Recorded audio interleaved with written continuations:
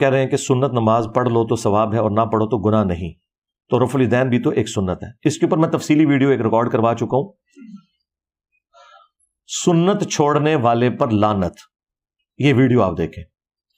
رفع الیدین جو سنت ہے نا، یہاں سنت سے مراد طریقہ ہے، جو نبی علیہ السلام کا طریقہ چھوڑ دینا وہ لعنتی ہے، سیدھی سی بات ہے۔ ایک ہے الگ سے کسی چیز کا سنت یا نفلی ہونا، یہ بالکل اور بات ہے۔ جب آپ نماز پڑھتے ہیں تو نماز کے اندر آپ جتنی ایکٹیویٹیز پرفارم کرتے ہیں وہ سنت طریقے پہ ہیں، اس کو جو بھی بدلے گا نا وہ فرض نماز کے اندر کوتاہی کر رہا ہے، سنت نہیں چھوڑ رہا، اور فرض کا حلیہ بگاڑ رہا ہے۔ پھر رفع الیدین سے ہی چڑ کیوں ہے؟ پھر پہلا بھی نہ کرو، ڈائریکٹ جا کے اللہ اکبر یوں کرو، وہاں تو کوئی نہیں کرتا۔ ہاں میں نے اس پہ کہا تھا کہ ٹھیک ہے اگر رفع الیدین چھوڑنا ہے پہلا بھی چھوڑ دو تو ہم آپ کے ساتھ ہیں، تاکہ ہمیں یہ کم از کم یقین آ جائے کہ آپ کو غلط فہمی ہوئی ہے۔ یہاں ہمیں یہ یقین ہے کہ آپ دو نمبری کر رہے ہیں، آپ کو پہلے کے سوا جو باقی ہیں ان کے ساتھ چڑھا ہے، تو یہ بات ہے۔ تو جو نبی علیہ السلام نے سنت یعنی طریقے کے طور پہ بات تعلیم فرمائی ہے فرض کام کو پورا کرنے کے لیے، وہ اسی کے اندر داخل ہے، اس کو آپ سنت کہہ کے الگ نہیں کریں گے۔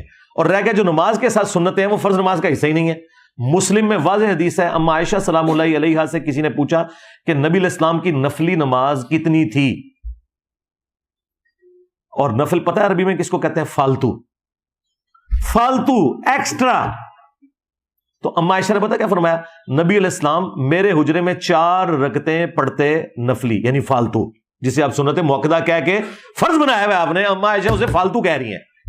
یہ سنت کی ٹرم فقہا کی ہے، حدیثوں میں صرف نفلی ہے۔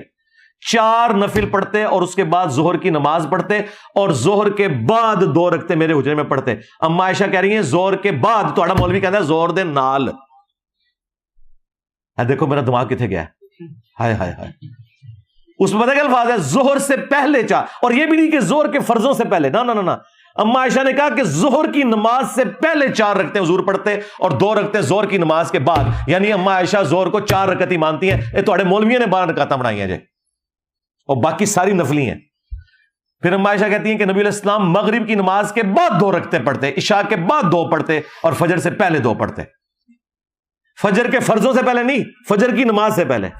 تو اما عائشہ نماز کس کو کہہ رہی ہیں؟ اور یہ مسلم شریف ہے، مولانا شریف نہیں ہے۔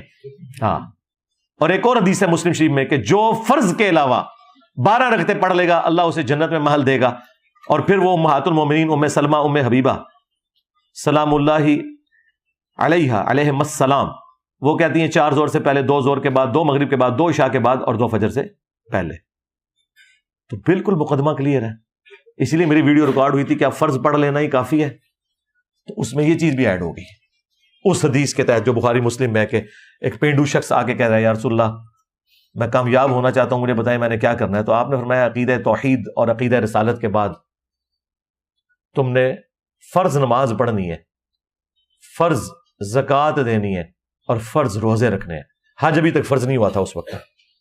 اور دوسری روایت بخاری مسلم میں آتی ہے، آپ نے فرمایا کہ فرض نماز قائم کر، ہاں اگر نفلی نماز بھی پڑھنا چاہے تو تیری مرضی، فرض روزے رکھ، ہاں نفلی روزے رکھنا چاہے تو تیری مرضی، فرض زکوٰۃ دے، ہاں نفلی زکوٰۃ صدقات دینا چاہے تو تیری مرضی۔ وہ بھی اگو بالکل سیدھا ڈا مسلمان سے، انہیں کہا یا رسول اللہ میں اس سے زیادہ نہیں کروں گا، اس سے کم بھی نہیں کروں گا۔ جب گیا آپ نے فرمایا اگر کسی نے کوئی جنتی شخص دیکھنا ہے تو اسے دیکھ لو، جڑا یعنی سنتا نہیں پڑتا ہوئے گا اور جنتی ہے۔ ہاں وہ کہہ رہا میں زیادہ کرنا ہی نہیں یا رسول اللہ۔ پھر بھی نہ سمجھ آئے تو میں نے ان کو اگلا پھکا دیا ہے کہ نمازوں کو تو چھوڑ دو،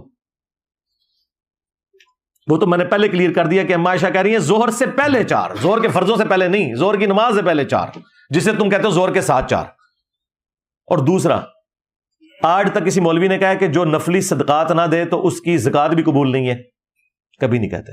کسی مولوی نے کہا کہ جو جمعرات اور سوموار کا نفلی روزہ نہ رکھے اس کے رمضان کے روزے بھی قبول نہیں ہے، نہیں کہتے۔ تو نمازوں کے ساتھ جو نفلی نمازیں ہیں ان کو کیوں اس کے ساتھ جوڑ دیا ہوا ہے؟ ادھر کیوں آگے کہتے ہو کہ جی جو یہ سنتے نہ پڑے اس کی نماز بھی نہیں ہے؟ اس سے بڑا جھوٹ جو تراویح نہ پڑے ادھر روزہ ہی نہیں ہے۔ اے منوسو، بقول مارے مصباحی صاحب کے منوس کولو ہی گلاں بنائی نے۔